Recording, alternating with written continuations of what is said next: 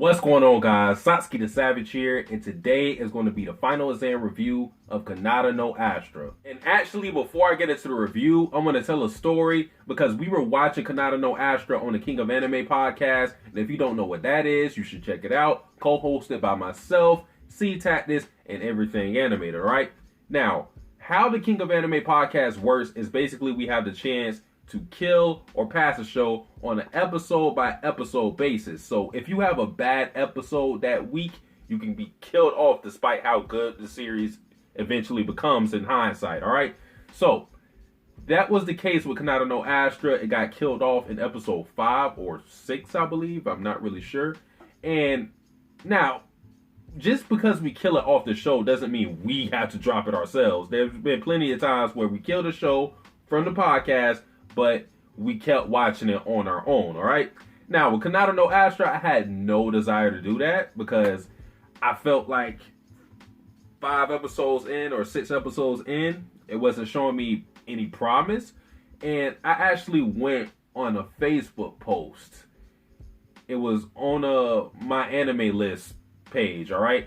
And people were talking about Kanata no Astra, and everybody was saying, yeah, this series is really good. And this, by the time I saw this post, Kanata no Astra was on episode 10, and everybody was going crazy. They were like, yo, Kanata no Astra is good, the plot twists are amazing. I'm sitting there like, huh? From where I was, nothing good was really happening. Not that good that people were hyping it up to be. So I decided, let me go check this out. Let me see if it lives up to the hype. And here we are now. I gotta say that I did enjoy it, but I'll save what I enjoyed and what I didn't like for the actual review. So let's get right into it. Starting with the good qualities in Kanata no Astra, for me, it has to be, you guessed it, the plot twist. It's strange because although the ultimate goal never changes, the revelations shifted my perspective with the series. Once Kanata no Astra settles into where you think you understand how the story will go, the rug will be pulled from under you. Now, with that being said, how effective the plot twists are in the series is directly linked to the mystery. What I mean by this is, if you can guess what the series is keeping you in the dark on, or if you simply get spoiled, your enjoyment of Kanata no Astra might be greatly diminished. Obviously, being spoiled on any series might ruin it, but that's not the case with everything. For example,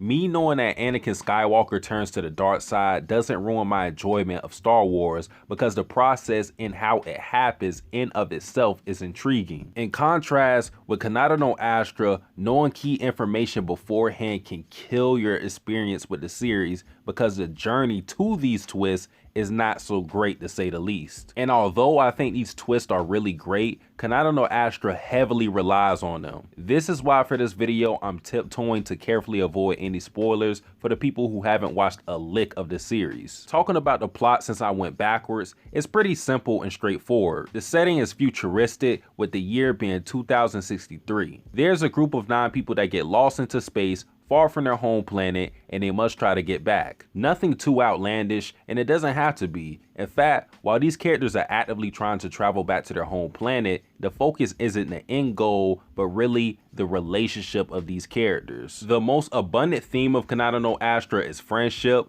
Yes, one of the most oversaturated themes in anime, but nonetheless, the circumstances of this series practically demands camaraderie and teamwork, so it fits. Now, with these episodes, what we're doing is finding out more about our cast through flashbacks and interactions while fighting for survival. Traveling to different planets, there lies a new challenge every time, sometimes because of external threats and sometimes because of internal turmoil. My gripe story-wise is that this series is a lot of tell and no show. My warning to viewers is that you'll be in for a ton of exposition and deprivation of action. As for the actual characters of Kanata no Astra, this I felt was the weakest aspect of the show. While there isn't anything inherently wrong with character archetypes, my problem stems from characters not evolving from that mold. And this was the case with Kanata no Astra. Pretty much, I could attach one archetype to almost all characters in this series by appearance alone, and it would define them to the very fabric of their being. We have Ares, the bubbly airhead,